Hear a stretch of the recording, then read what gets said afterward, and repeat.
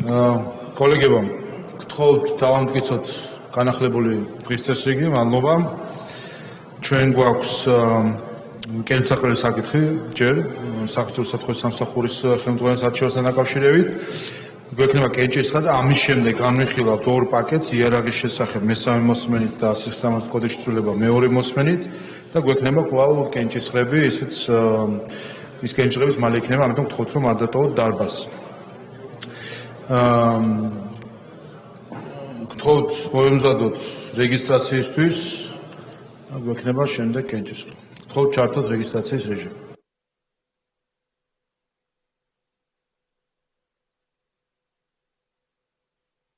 როგორც მოგესწრებათ, ბიურომ კომიტეტის მიმართ საფუძველზე მიიღო გადაწყვეტილება, რომ განხილვის გარეშე იყოს კენჭისხლი, ამიტომ რეგისტრაციის შემდეგ გვექნება კენჭისხლი.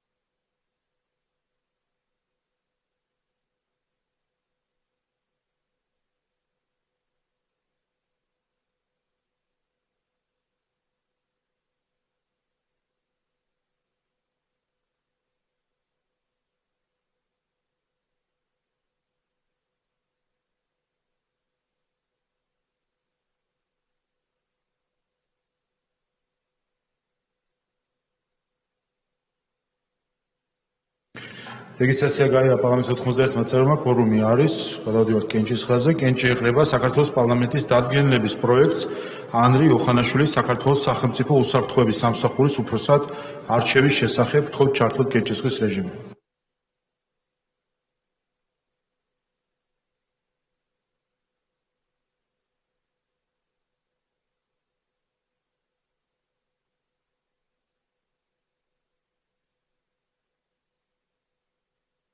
სამოცდათხამეტი მომხდენილი წინააღმდეგი დადგენილება მიღებულია. ბატონი ანრი იოხანაშვილი არჩეულ იქნა უსაფრთხოების სამსახურის ხელმძღვანელად 6 წლის ვადით. დადგენილება ძალაში შედის მიღებისთანავე ბატონ ანრის საქართველოს პარლამენტის გამორჩეულ წევრს, აქამდე კი იუსტიციის გამორჩეულ მინისტრს მინდა უსურვო წარმატება დღევანდელ გამოწვევებით სავსე ხანდახან კი შეშლილ სამყაროში. განსაკუთრებული პასუხისმგებლობა აკისრია თქვენს უწყებას, თქვენ პირადად და თქვენ თანამშრომლებს. მინდა კიდევ ერთხელ ვისარგებლო შემთხვევით და სახელმწიფო უსაფრთხოების სამსახურის თითოეულ თანამშრომელს მადლობა გადაუხადო მათ საქმიანობისთვის, იმისთვის რომ ამ გამოწვევებით სავსე რეგიონში იმ კონფლიქტების შემხედვარე, რაც ჩვენს გარშემო ტრიალებს, სწორედ თქვენი სამსახურის თანამშრომლების დამსახურება არის, რომ არც ერთი უსაფრთხოების რისკი, რომელიც რეალური იყო, არ განხორციელდა, არც გარე ჩარევით და არც შიდა არეულობით. და დღეიდან კი უკვე თქვენ იქნებით პასუხისმგებელი პირი ამ საკითხებზე და გისურვებთ წარმატებას. თქვენი პატრიოტიზმი და პროფესიონალიზმი ჩვენ ეჭვის ნატამალსაც არ გვიტოვებს, რომ შეძლებთ სრულად გაართვათ ამ დიდ პასუხისმგებლობას თავი. ასე რომ გილოცავთ კიდევ ერთხელ და წარმატებები თქვენ საქმიანობაში.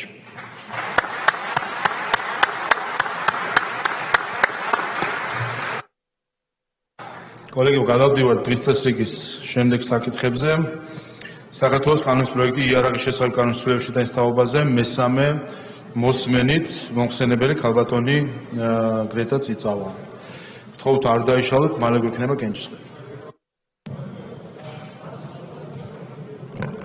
მოგესალმებით კოლეგებო, მესამე მოსმენით წარმოგიდგენთ იარაღის შესახებ საქართველოს კანონში ცვლილების შეტანის თაობაზე და თანამდებობ კანონპროექტებს. რედაქციული ხასიათის მეორე მოსმენის შემდეგ პაკეტს საკანონმდებლო ტექნიკის კუთხით დაიხვეწა და ტექსტს არ განუცვლია არანაირი შინაარსობრივი ცვლილება. ბატონო, რედაქციული ხასიათის შენიშვნები არ არის პირველ პროექტში, ამავე პაკეტში ლიცენზიების ან ნებართვების შესახებ განსაზღვრება მესამე მოსმენით. აქ თუ არის რედაქციული ხასიათის შენიშვნები? გია ბენაშვილი. მადლობა ბატონო თავმჯდომარე. მოგესალმებით კოლეგებო. ქალბატონ გეტა, ესეთი შენიშვნაც შეიძლება. ლიცენზირებისა და ნებართვების შესახებ საქართველოს კანონში ცვლილების შეტანის თაობაზე საქართველოს კანონის პროექტის პირველი მუხლის მესამე პუნქტით კანონში დასამატებელი 42 სეკუნდა მუხლის მეორე პუნქტში მიზანშეწონილია კონკრეტულად მიეთითოს კანონის 22 სეკუნდა მუხლის მოქმედების შეცირების თარიღი და აღნიშნული პუნქტი ჩამოყალიბდეს შემდეგი რედაქციით. ამ კანონის 22 სეკუნდა მუხლის მოქმედება შეჩერდეს 2027 წლის 1 იანვრამდე. მადლობა. მადლობთ გისმენთ ხალხო. ბატონ გათვალისწინებული იქნება აღნიშნული შეემატება თქვენს მიერ გახმოვანებული შენიშვნა. მადლობთ. შემდეგი ამ პაკეტში სხვა შენიშვნები არ არის. შემდეგი ამ პაკეტში სალიცენზიო და სანებართო მოსაკლების შესახებ განხილვა მესამე მოსმენით. აქ არ არის არანაირი ცვლილება, მხოლოდ რედაქციული ცვლილება იყო. მადლობთ. შენიშვნები არ არის. ამავე პაკეტში შიასაც სამისოს მომსახურების სააგენტოს მიერ გაწეულ სამსახურების საფასურების შესახებ მესამე მოსმენით. არ არანაირი ცვლილება არ არის. მადლობთ. შენიშვნები არ არის. ადმინისტრაციულ სამართლებრივ კოდექსში ცვლილება მესამე მოსმენით. არანაირი ცვლილება არ შენიშვნები არის. არ არის. კერძო დაცვის საქმიანობა ბოდიშია ჩალამბერიძე. დიახ, მადლობა ბატონო თავმჯდომარე. ესე იგი, საქართველოს ერთი შენიშვნა თუ შეიძლება საქართველოს ადმინისტრაციულ სამართალდარღვევათა კოდექსში ცვლილებების შეტანის შესახებ საქართველოს კანონის პროექტის მეორე მუხლის პირველ ნაწილში. იურიდიული ტექნიკის თვალსაზრისით უნდა მიეთითოს დათქმა პროექტის პირველი მუხლის მე-14 ნაწილზე. კერძოდ, შესაბამისად, მეორე მუხლის პირველი ნაწილი ჩამოყალიბდა შემდეგი რედაქციით. ეს კანონი, გარდა ამ კანონის პირველი მუხლის პირველი მე-10, მე-12 და მე-4 ნაწილებისა ამოქმედდეს გამოქვეყნებისთანავე. მადლობა. გისმენთ ბატონ გრიტა. დიახ, გათვალისწინებული იქნება ვიზიარებ თქვენს შენიშვნას. მადლობა. და ბოლო პროექტი ამ პაკეტში კერძო დაცვის საქმიანობის შესახებ განხილვა მესამე მოსმენით გისმენთ. არანაირი რედაქციული შენიშვნაც კი არ არის. მადლობთ. შენიშვნები დარბაზიდან არ არის. დასკვნით სიტყვა თუ გსურთ? არა, მადლობა. მადლობთ. საკითხი განხილულია. შემდეგი საკითხი და გვექნება შემდეგ კენჭისყრა სისხლის სამართლის კოდექსში ცვლილების შეტანის შესახებ პაკეტი მეორე მოსმენით მოხსენებელი ბატონი არჩილ გორდულაძე.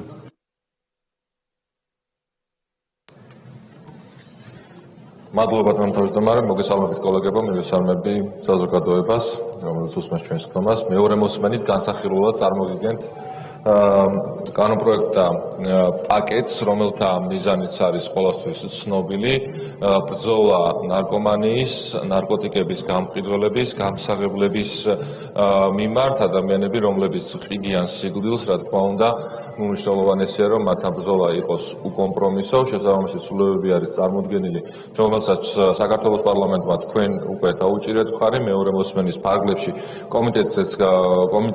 კომიტეტამდეც და კომიტეტის შემდეგაც გაიმართა აქტიური კომუნიკაცია, აქტიური კონსულტაციები აღმასრულებელი ხელისუფლების წარმომადგენლებთან, მათ შორის დარგის ექსპერტებთან. შესაბამისად, ბატონო თავმჯდომარე, კოლეგებო, გარკვეული ცვლილებები, მათ შორის რედაქციული ხასიათის იქნება თუ სიღრმისეული მუხლობრივი განხილვის თვალსაზრისით, განხორციელებული არის კანონპროექტებში, მეორე მოსმენით განსახილველად ვარ მზად და შესაბამისად, ნებისმიერ საკითხთან დაკავშირებით შევეცდები, რომ ამომწურავად გაქცეთ პასუხები. მოგეთ მუხლობრივად პირველ მუხლის პირველ პუნქტში. პირველი მუხლის პირველ პუნქტში პირველი პუნქტის შეემატება ჩანაწერი და შემდეგაც ზოგადად სისხლის სამართლის კოდექსს ემატება ახალი კარი, რომელიც დასახელებას იქნება სოციალური დაცვის ღონისძიებები და ეს კარი შესაბამისად დაარეგულირებს ნარკომანიით დაავადებული პირის სავალდებულო მკურნალობის საკითხებს. სავალდებულო მკურნალობა შესაბამისად იქნება განსაზღვრული იმ დაგვარად, რომ პროკურორის მოთხოვნის საფუძველზე შესაბამისი კომისია განიხილავს საკითხს ადამიანის ნარკოდამოკიდებულების შესახებ, მიზანშეწონილი არის თუ არა მას დაენიშნოს სავალდებულო მკურნალობა და ეს დასკვნაც იქნება გათვალისწინებული ერთ-ერთი საკითხი, რომელსაც აობაზეს იმსჯელებს შემდეგ მოსამართლე და საბოლოო გადაწყვეტილებას მიიღებს მოსამართლე დაენიშნოს თუ არა კონკრეტულად საჭიროების მქონე პირს ნარკომანიით დაავადებულ პირს სავალდებულო მკურნალობა. მკურნალობას კურნალობასთან დაკავშირებული საკითხები თუ სად უნდა მოხდეს მისი სტაციონარში, რომელ სტაციონარში, რა წესით და რა პირობებით, ეს ყველაფერი უკვე რა თქმა უნდა განისაზღვრება საქართველოს მთავრობის დადგენილებით, იმ გარემოებიდან გამომდინარე, რომ სპეციფიური მკურნალობის საშუალებების გაწერა უბრალოდ შეუძლებელია კანონის დონეზე, მაგრამ ეს ყველაფერი რა თქმა უნდა გაწერადია საქართველოს მთავრობის დადგენილებით.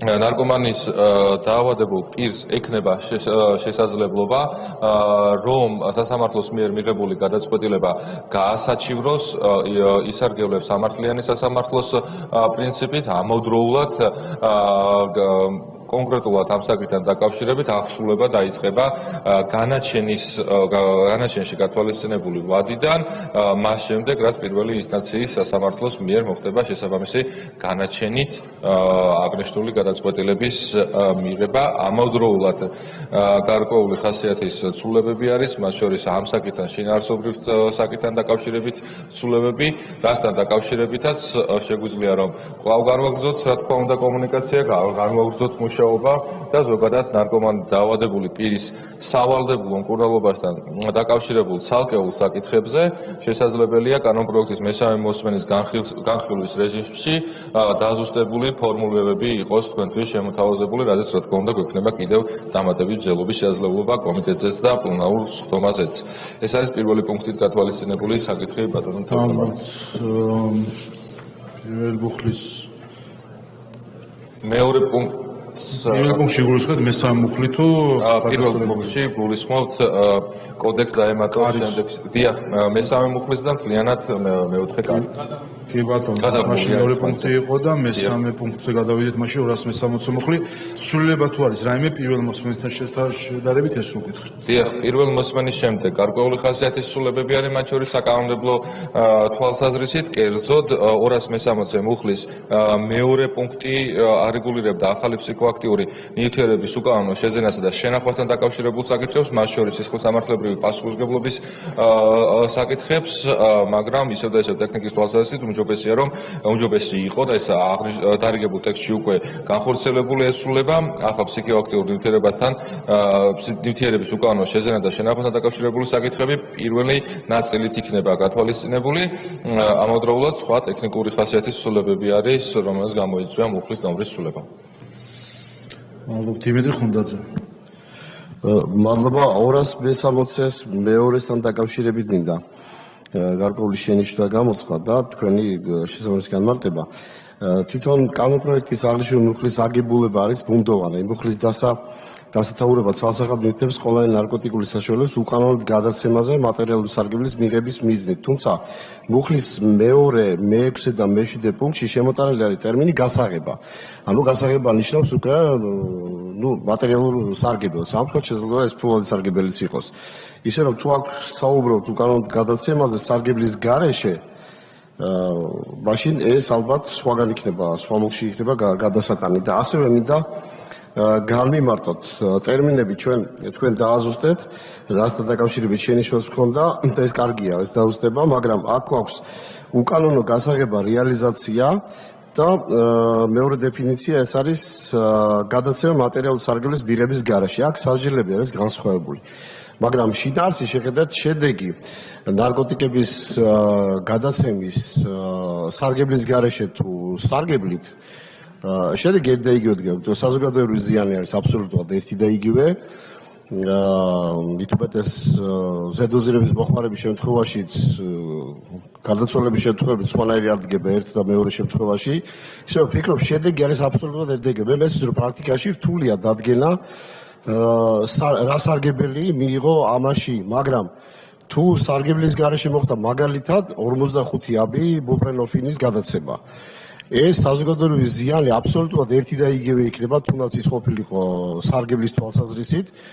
ზიანი არის ძალიან მასშტაბური და ვფიქრობ, რომ აქ გარკვეული შავი ხვრელი შესაძლოა დარჩეს. კიდევ ერთხელ პოზიტიურად ვაფასებ ამას.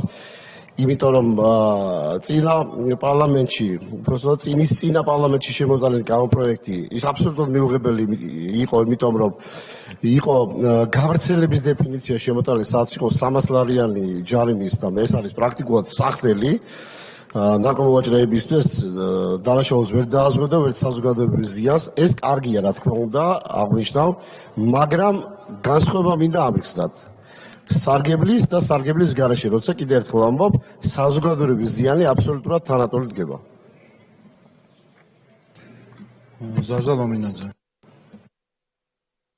მადლობა ბატონო თავმჯდომარე, მოგესალმებით.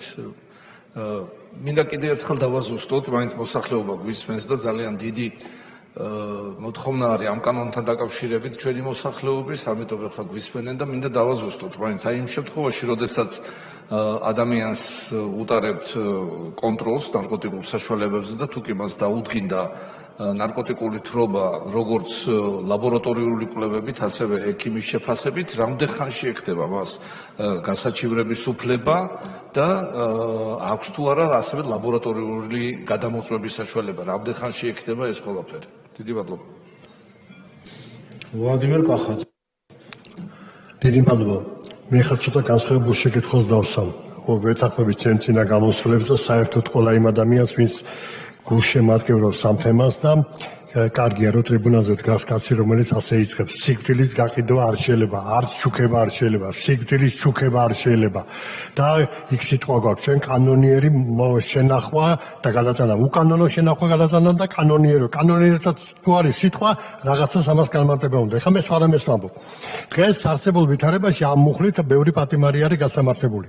თუ ამ კანონში შესული ცვლილება მათ მდგომარეობის შემსუბუქებას გამოიწვევს, შესაძლებელი იქნება დაუშვათ კანონის უკოქმედების ძალა, აქ რახან აუმჯობეს ეს უკეთესობას კანონში. არა, ის შეუცვლელი დარჩება დღეს როგორც იხდიან სამსაჯელს, ხო? მადლობთ. გისმენთ ბატონ არჩილ. მადლობა ბატონ თავმჯდომარე. ბატონ დიმიტრი, ჯერ არ ვიყავით გადასული მაკუბთან დაკავშირებით და ექნებოდა შესაძლებლობა რომ უფრო დეტალურად განმემართა. თქვენ საუბრობდით როგორც აღვიქვი 260 სეკუნდასთან. დიახ, ჩვენ 260-ზე საუბრობთ. 260 სეკუნდა მუხლი დაარეგულირებს ფსიქოაქტიური ნივთიერების, მისი ანალოგიის, ან ძლიერ მოქმედი ნივთიერების, მცენარე კანაფის ან მარიხუანის, სხვა ნარკოტიკული საშუალების, მისი ანალოგის, პრეკურსორის, ან ახალი ფსიქოაქტიური ნივთიერების უკანონო გადაცემას მატერიალური სარგებლის მიზნის გარეშე და აქ მნიშვნელოვანია რომ ვნახოთ თუ რა არის მოქმედი რედაქცია. მოქმედი რედაქციის მიხედვით ნარკოტიკული საშუალებების გასაღებაში, სხვა საშუალებების რო არ ჩამოთვალო, ფსიქოაქტიურები და ფსიქოტროპულები თქვენის ნებართვით ნარკოტიკებს ვიხმარ კრეფსითად ყველასთან დაკავშირებით, რიგ შემთხვევებში ეს რელევანტური შეიძლება არ იყოს, მაგრამ ამ შემთხვევაში რელევანტურია. რომ წარმოვიდგინოთ შემთხვევა, ეხლა როგორი რეგულაცია გვაქვს მოქმედი კანონმდებლობის მიხედვით.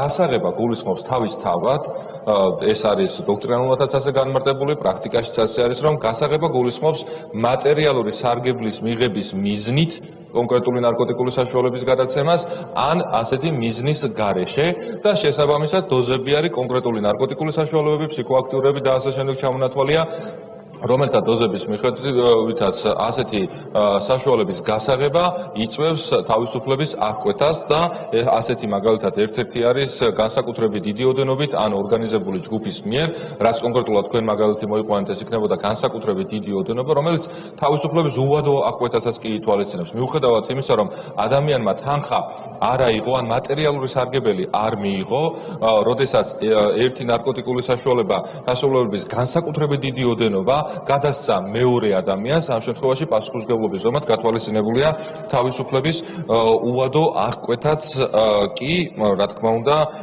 14-დან 18 წლამდე, ან უბადოთი. აქ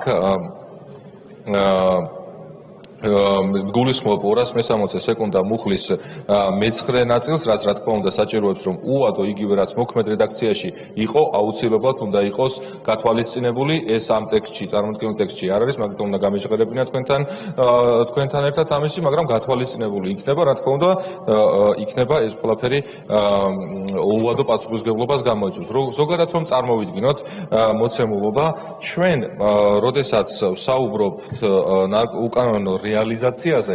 რეალიზაცია გულისხმობს თავისთავად კონკრეტული მატერიალური სარგებლის მიღებას და ადამიანებს, რომლებსაც დაუდასტურდებათ ნებისმიერი სარგებლის მიღება, აქ იგულისხმება როგორც თანხობრივი, ასე არათანხობრივი ნებისმიერი მატერიალურზე არის საუბარი.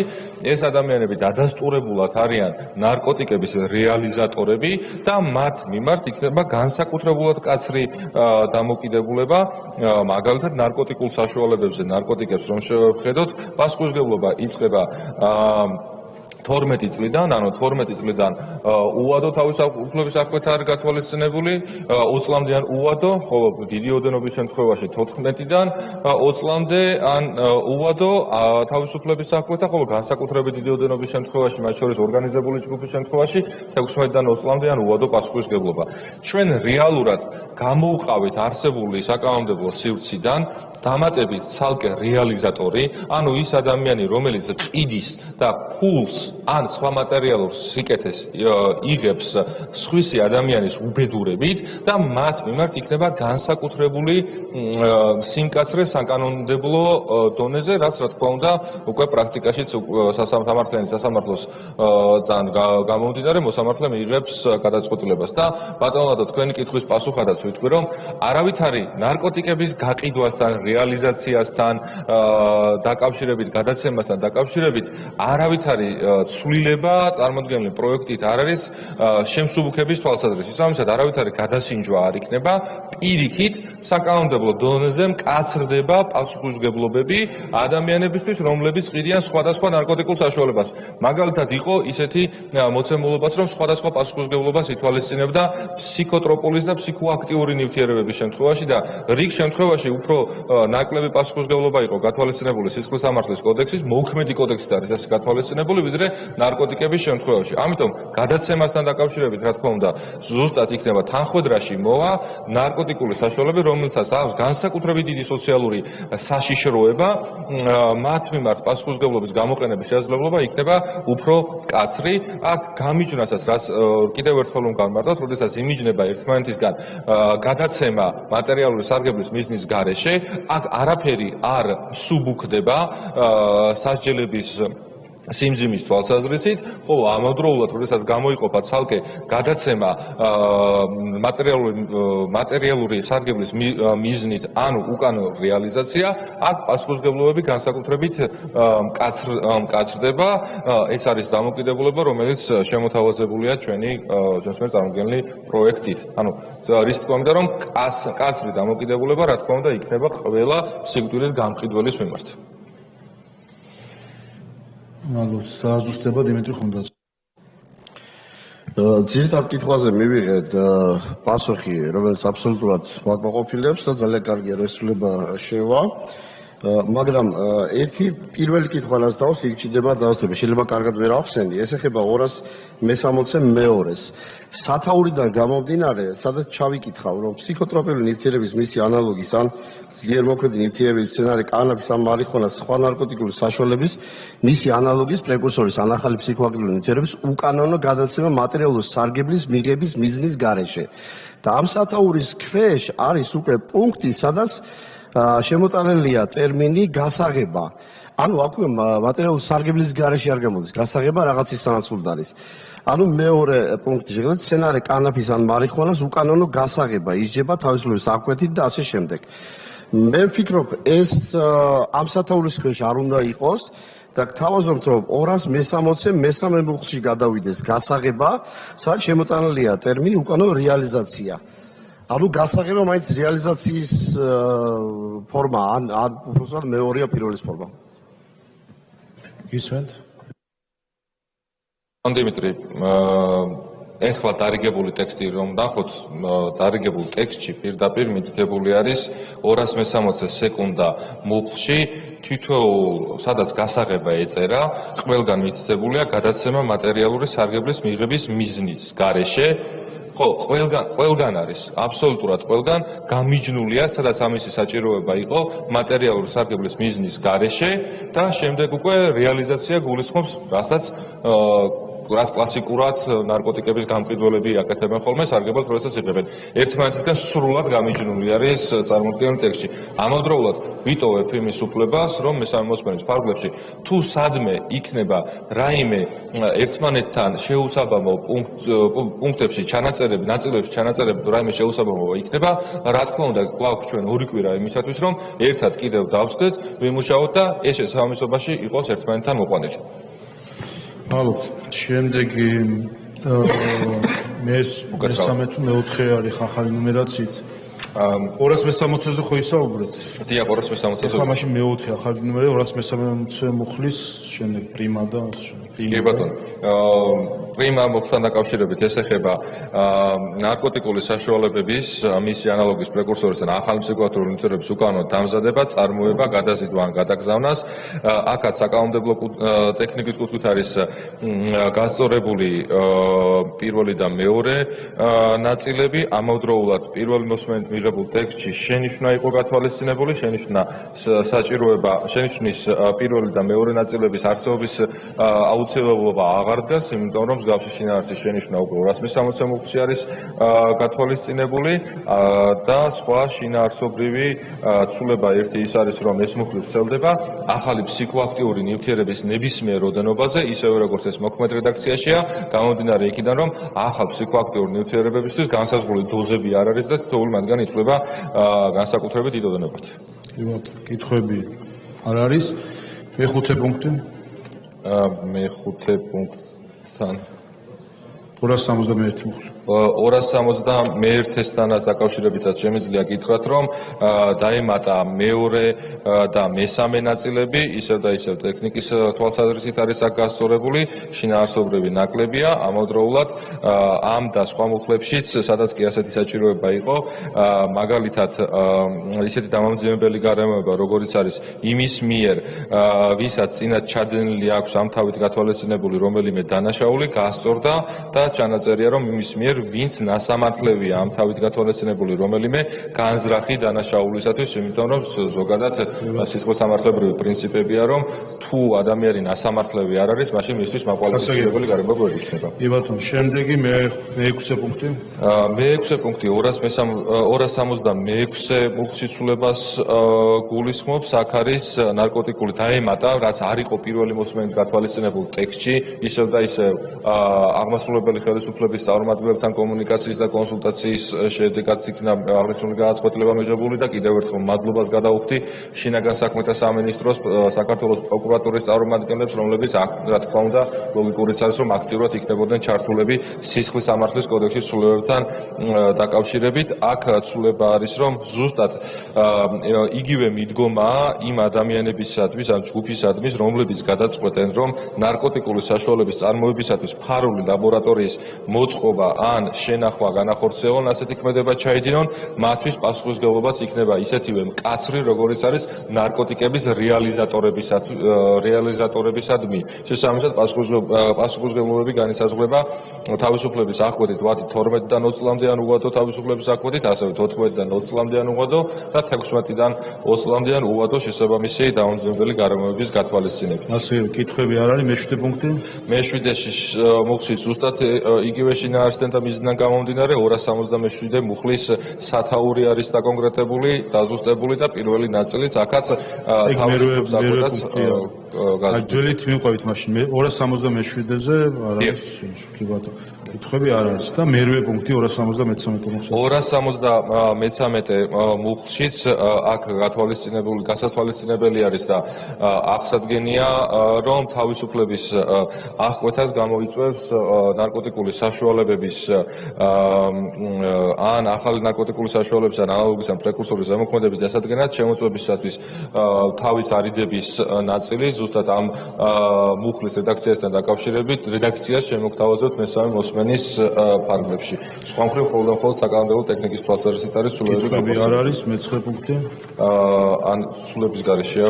ცვლილები არ არის. მეათე პუნქტი. მეათე ნაწილში შესაბამისად 274 მუხლია ამოღებული და დაკორექტირებულია 275 და 276 მუხლების შესაბამისი ნაწილები, რომლებიც ავტოსატრანსპორტო და სხვა სატრანსპორტო საშუალებების მე-11 და მე-12 პუნქტია იქ. დიახ. მე-11 კითხვები არ არის. მეორე მუხლი ასულებს გარშე.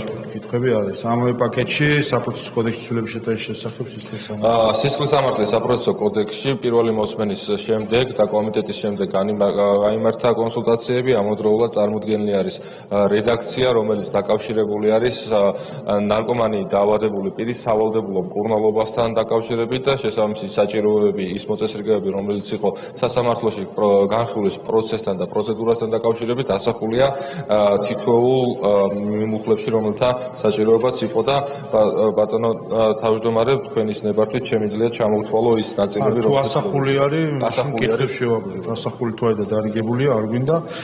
მუხლი პირველი კითხვა თუ არის. არ არის პირველი პუნქტი, არ არის მეორე პუნქტი, არ არის მესამე პუნქტი, არ არის მეოთხე, არ არის მეხუთე, მეექვსე, მეშვიდე, მერვე, მეცხრე, მე-10, მე-11 პუნქტებზე. არ არის მე-12, მე-13, მე-14, მე-15, მე-16, მე-17 პუნქტებზე კითხვები არ არის. მეორე მუხლსაც კითხვები არ არის. ამავე პაკეტში ადმინისტრაციულ სამართალდამცავ კოდექსში ცვლილება. მადლობა ბატონო თავმჯდომარე. ეს დავაზუსტებდი, რომ ანალოგიურად სისხლის სამართლის საპროცესო კოდექსის ცვლილების შეტანის თავობად საქართველოს კანონის პროექტთან დაკავშირებით, თუ რაიმე იქნება დასაზუსტებელი, რომელიც ეხება სავალდებულო მკურნალობას, დაზუსტებული ტექსტი წარმოდგენილი იქნება მესამე მოსმენის ფარგლებში. სამართალდამცავთა კოდექსში ცვლილების შეტანის თავობაზე კანონპროექტით გათვალისწინებულია რიგი ცვლილებები, რომელიც გულისხმობს მათ შორის იმ პირების გადამოწვევის საკითხებს და პასუხისმგებლობის საკითხებს, რომლებიც შესახებაც არის ინფორმაცია, ან არსებობს შესაბამისი არაუდი იმისა, რომ მათ ჰქონდეთ ნარკოტიკული საშუალებები მოხმარებული და შესაბამისი ცვლილებები უკვე ასახულია. ერთი პრინციპის დონეზე რომ თქვათ, არის ასეთი პრინციპი შემოთავაზებული, რომ თუ ადამიანი გადაადგილდება ქუჩაში და არსებობს მასზე შესაბამისი ინფორმაცია, მას გააჩერებს შესაბამისად სამართალდამცავი ორგანოს წარმომადგენელი, ამ ადამიანს ექნება ორი შესაძლებლობა, რომ იგი თავად გახვეს პოლიციელს და ჩააბაროს შესაბამისი ნიმუში, რითაც დადგინდება იგი არის თუ არა, მას აქვს თუ არა მოხმარებული ნარკოტიკული საშუალება, ან მეორე შესაძლებლობა, რომ შესაბამისი მიმართვას მისცემს სამართალდამცავი ორგანოს წარმომადგენელი და თვითონ შეიძლება ნიმუშის აღება. ოღონდ ამ განსხვავება ის არის, რომ არა ნებისმიერ საავადმყოფოში, არამედ იმისათვის, რომ თავიდან იქნეს აცილებული შესაძლო და სავარაუდო კანონის გვერდის ავლის მცდელობები, ნიმუშის ჩაბარება შესაძლებელი იქნება როგორც შინაგან საქმეთა სამინისტროს საექსპერტო დაწესებულებაში, ასევე ლევან სამხარაულის სახელობის ეროვნულ ბიუროში, რომლებიც მთელი ქვეყნის მასშტაბით 24 საათიან საქმიანობას ახორციელებენ და ადამიანებს ექნება სრულად შესაძლებლობა, რომ ამ სერვისით ისარგებლონ, ამავდროულად მათ მიმართ შესაძლებელია, თუ ეს ადამიანები რომ აარიდებენ თავს, მათ მიმართ იქნება გამოყენებული ცალკე პასუხისმგებლობის სახით ზუსტად იგივე სახდელები, რაც არის დარკო მომხმარებლის მიმართ. პირველი მუხლის პირველ პუნქტზე კითხვები არ არის, მეორე პუნქტზე არ არის, მესამე პუნქტზე არ არის, მეოთხე პუნქტზე არ არის, მეორე მუხლზე არ არის. ამავე პაკეტში ორგანიზებული დანაშაულისა და რეკეტის შესახებ კანონის ცვლილება. პირველი მუხლი ეხლავე თუ ასახულია ყველა ცვლილებები, მაშინ ყველა ცვლილებები პირველი მუხლის პირველ პუნქტში კითხვები არ არის, მეორე პუნქტთან არ არის, მესამე პუნქტთან არ არის, მეოთხე პუნქტთან არ არის, მეხუთესთან არ არის, მეორე პუნქტთან არ არის. საჯარო სამსახურის შესახებ კანონში ცვლილება. ასახულია ყველა ცვლილება, კითხვები პირველ მუხლთან და მეორე მუხლთან არ არის. ამავე პაკეტში ნარკოტიკული დანაშაულის წინააღმდეგ ბრძოლის შესახებ კანონში ანალოგიურად ყველა ცვლილება არის ასახული და გათვალისწინებულია. დიმიტრი ხუნდაძე კითხვა. მინდა ვიკითხო, რადგან კიდევ უფრო ახალი ვერსია ყოფილა, ვიდრე ახლა მე ხელმძღვანელობდა, ამიტომ მინდა დავაზუსტო. ნარკოტიკული დანაშაულის წინააღმდეგ ბრძოლის შესახებ კანონპროექტის მოქმედება ამძიმებს პედაგოგის, ადვოკატის, ექიმის მდგომარეობას. მე ამაზე არ ხდება გული ამძიმებს, ასე უნდა იყოს 3 და 5 წლამდე იზრდება უფლებამოსილების ჩამორთმევა. და ხომ არ არის საჭირო, რომ ეს ცვლილებები შევიდეს ადვოკატის შესახებ და სხვა საქართველოს სპეციალურ კანონებში? გისმენთ? მადლობა ბატონ დიმიტრი კითხვისთვის. არა, ასეთი საჭიროება არ არის, იმიტომ რომ უკვე მოქმედი რედაქციითაც 3 წლამდე ხდებოდა ასეთი უფლებების შეზღუდვა, ეხლა 5 წლამდე არის თუ განაჩენის შემთხვევა, განაჩენით აქვს ადამიანის უფლებების შეზღუდული, ხოლო ადმინისტრაციული სასამართლოს შემთხვევაში კი ვიცით რომ 3 წლამდე არის უფლების შეზღუდვა სატრანსპორტო საშუალებების მართვასთან დაკავშირებით, ხოლო სხვა უფლებებთან დაკავშირებით 5 წლით. სხვა დამატებით კანონებში ცვლილებას არ საჭიროებს. მადლობს. ამ კანონის პირველ მუხსპირებთან არ არის კითხვები, მეორესთან არ არის, მესამე, მეოთხე არ არის, მეორე მუხთან არ არის კითხვები, მესამე მუხთანაც არის კითხვები. ამავე პაკეტში ნარკოტიკული საშუალებები, ფსიქოტროპული ნივთიერების პრეკურსორებისა და ნარკოტიკული დახმარების შესახებ კანონში ცვლილება პირველ მუხლის პირველ პუნქტი. აქაც გარკვეული ცვლილებები არის შემოთავაზებული, ტერმინოლოგიური თვალსაზრისით არის გასწორებული გადაცემასთან უკან რეალიზაციასთან გათვალისწინებული საკითხები, მათ შორის დიახ ეს ზოგადად რაც შეეხება კანონპროექტს, ამავდროულად გარკვეული ცვლილებებია შესული ნარკოტიკული საშუალებების, შესაბამისი საშუალებების განსაკუთრებით დიდი ოდენობების განსაზღვრის თაობაზე, უკვე ასახულია ეს წარმოდგენილ ტექსტში, ერთადერთი დაზუსტებით, რომ კოკაინის განსაკუთრებით დიდ ოდენობასთან დაკავშირებით შემოთავაზებულია 3 გრამი რომ ჩაითვალოს განაცვლად მოქმედი რედაქციის 6 გრამისა განსაკუთრებით დიდ ოდენობას, არსებობს მოსაზრება რომ 2 გრამის შესაძლებელია იყოს განსაზღვრული, ველოდებით შესაბამის ექსპერტების კონსულტაციას და ზუსტ რაოდენობას წარმოგიდგენთ მესამე მოსმენის ფარგლებში. კითხვები პირველ მუხსპირებთან არ არის, მეორე პუნქტთან არ არის, მესამე პუნქტთან არ არის, მეორე მუხტთან კითხვები არ არის, ამავე პაკეტში სამოქალაქო საპროცესო კოდექსში ცვლილება. სამოქალაქო საპროცესო კოდექსშიც რიგი ცვლილებები არის განხორციელებული, საკანონმდებლო ტექნიკის თვალსაზრისით არის დახვეწილი, შინაარსობრივი დიდი ცვლილებები აქ არ არის წარმოდგენილი. კითხვები არ არის, მეორე მუხტთან კითხვები არ არის. თანამოხსენებელს არ სურს გამოსვლა, სხვა გამოსვლელები არ არიან. ბატონ დიმიტრი. დიახ. ბატონო. კი ბატონო, 3 წუთი არის. მადლობა. ხო, მე მადლობით დავიწყებ, იმიტომ რომ აუცილებლად ჩვენ დიდხანს ველოდით და კარგია რომ ეს ცვლილებები შემოდის. და ასევე მე მექნება შემოთავაზება, რომ პრევენციის მიზნით მნიშვნელოვანი გავხდათ მოსახლეობის ინფორმირებულობა ამ ახალ კანონპროექტთან დაკავშირებით, იმიტომ რომ ჩვენი მიზანი არის რომ ნარკომოვაჭრეებს არ მიცეთ საშუალება რომ ჟარგონს ვიხარ მოთესონ ნარკოტიკები ქვეყანაში, მაგრამ ასე უნდა გავაფრთხილოთ პრევენციულადაც, რომ ვისაც ეყოფა ნებისყოფა და სურვილი რომ უარი თქვას ამ დანაშაულზე, რომ არ გაებას ძალიან მძიმე სასჯელში. და ასევე მინდა შემოგთავაზოთ, რომ კარგია ეს კიდევ ერთხელ ვამბობ, მაგრამ თუ ჩვენ არ ვაწარმოეთ მძლავრი ანტინარკოტიკული შესაძლო აგრესიულიც კი პროპაგანდა, მხოლოდ რა თქმა უნდა საკმარისი არ იქნება. ჩვენ ნარკოტიკების სარგებლზე კი არა, უსარგებლობაზე უნდა ვისაუბროთ და ასევე ტერმინებიდან უნდა ამოვიღოთ მსუბუქი და ძლიერი ნარკოტიკი. იმიტომ მედიცინაში ასეთი არ არსებობს. აი ექიმები დარბაზში არიან, საკმაოდ გამოცდილები. არ არსებობს და ვფიქრობ, ესაც მსუბუქი ნარკოტიკის ტერმინის შემოტანა, რაც კიდევ ერთხელ არ არსებობს. ეს არის პროპაგანდის ნაწილი. მაგალითად ის რომ მარიხუანა არის მსუბუქი ნარკოტიკი და მას მოაქვს სარგებელი და მისი უსარგებლობა პრაქტიკულად არ არსებობს. ეს არის უმძიმესი ძლიერი ჰალუცინოგენი. და მისი მოხმარებლის ძალიან დიდი ნაწილი გადადის მძიმე ნარკოტიკზე, ძირითადად ჰეროინზე. და სხვადასხვა ძალიან ცუდი ჩვევა აქვს მის მოხმარებებს, რომ მის გარშემო 2-3 ადამიანს ბრძანს საქმიანობაში ითრევენ. ამიტომ ვფიქრობ, რომ ეს პროპაგანდა არის აუცილებელი და განსაკუთრებით ახალგაზრდებისათვის.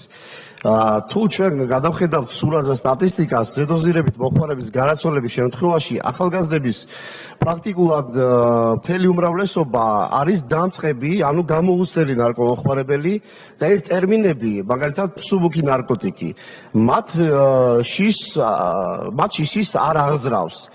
და ის რომ ჩვენ ვისაუბროთ რომ ვიღაცას მოუხმარია თქვათ შემდეგ კარგი სამუსიკო პიესა დაწერა თქვათ პოემა ეს რა თქმა უნდა შიშის მოხსნასთან ერთად ხდის საინტერესოს მათთვის. მოდი აბა ვცადო. და ასეთ შემთხვევაში კიდევ ერთხელ გამოცდილი ნარკომანების გარდაცვალების შემთხვევები ნაკლებია.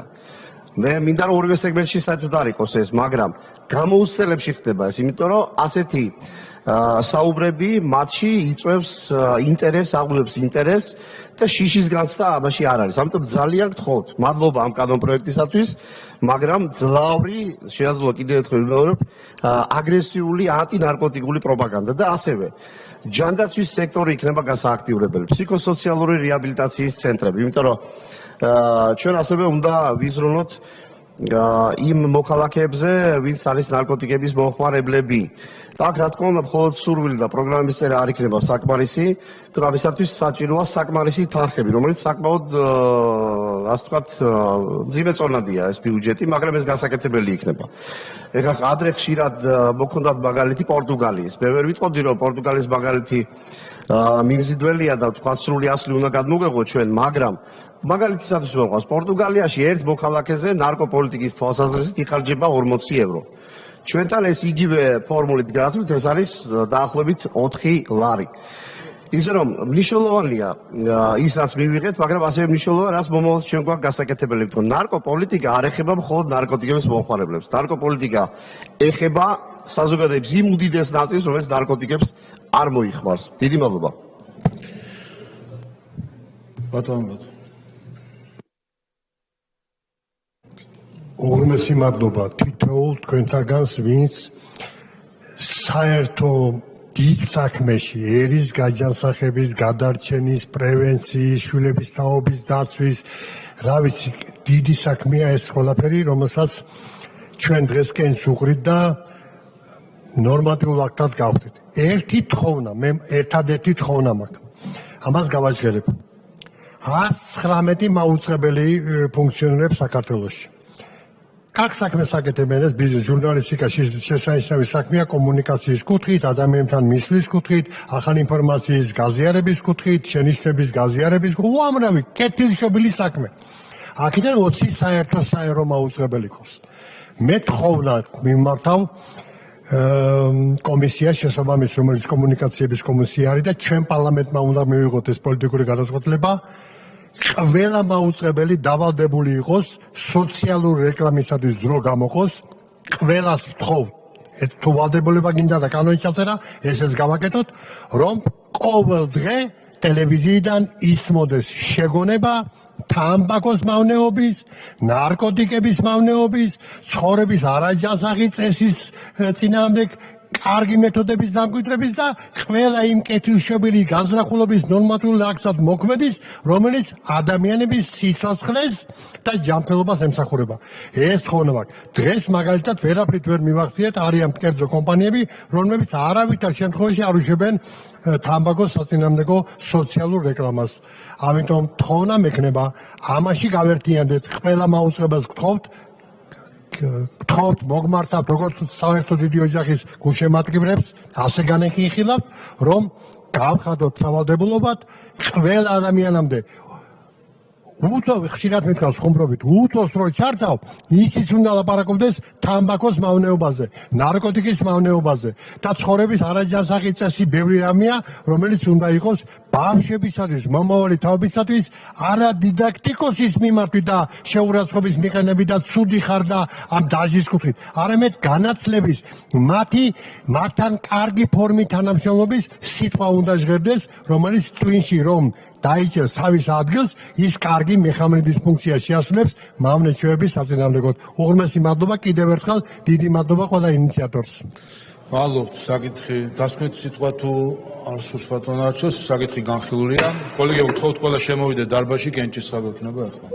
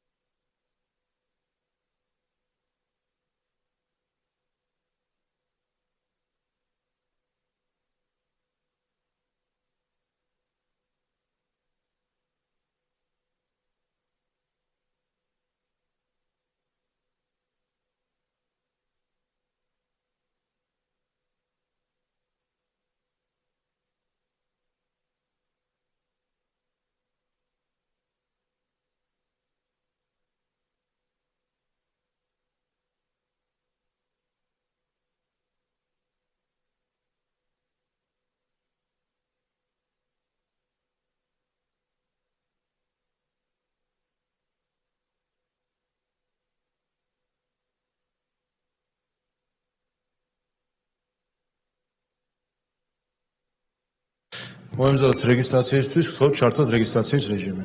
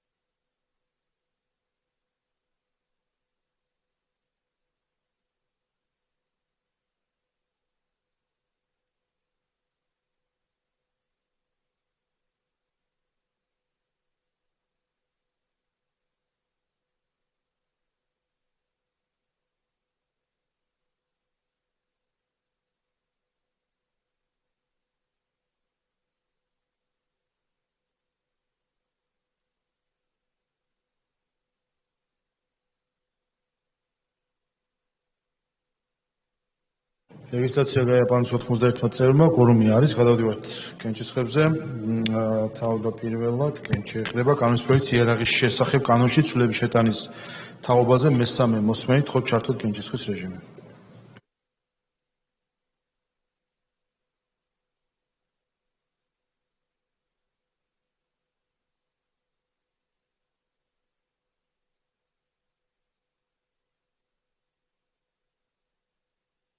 $79 მომხრე, 0 წინააღმდეგი კანონი მესამე მოსმენით მიღებული. ამავე პაკეტში ლიცენზიებისა და ნებართვების შესახებ კანონის ცვლილება მესამე მოსმენით, გთხოვთ ჩართოთ კენჭისყრის რეჟიმი.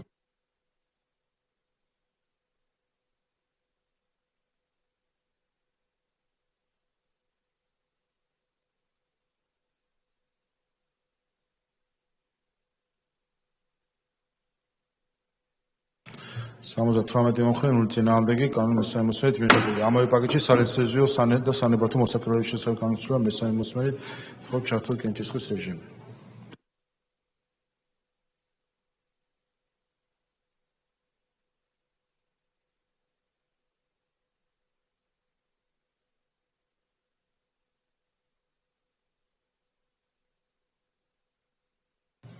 $79 მომხრე, 0 წინააღმდეგი კანონი მესამე მოსმენით მიღებული. ამავე პაკეტში საჯარო სამართლის უდიდეს საქართველოს სამინისტროს მომსახურების სააგენტოს მიერ გაწეული მომსახურებისათვის დაწესებული საფასურისა და ვადების შესახებ მესამე მოსმენით, გთხოვთ ჩართოთ კენჭისყრის რეჟიმი.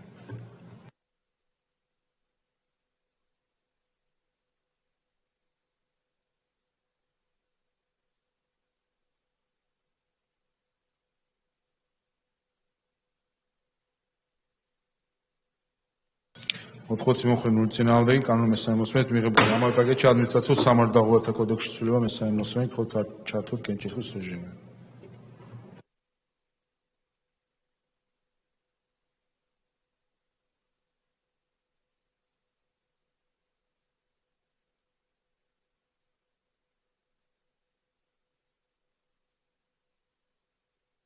$80 მომხრე, 0 წინააღმდეგი კანონი მესამე მოსმენით მიღებული. ამ პაკეტის ბოლო პროექტი კერძო დაცვის საქმიანობის შესახებ კანონის ცვლილება მესამე მოსმენით, გთხოვთ ჩართოთ კენჭისყრის რეჟიმი.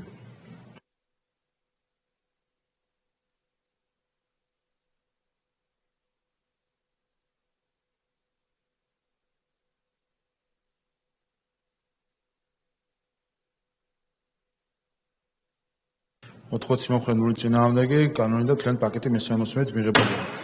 შემდეგი საქართველოს სისხლის სამართლის კოდექსში ცვლილების შეტანის შესახებ პაკეტი მეორე მოსმენით, გთხოვთ ჩართოთ კენჭისყრის რეჟიმი.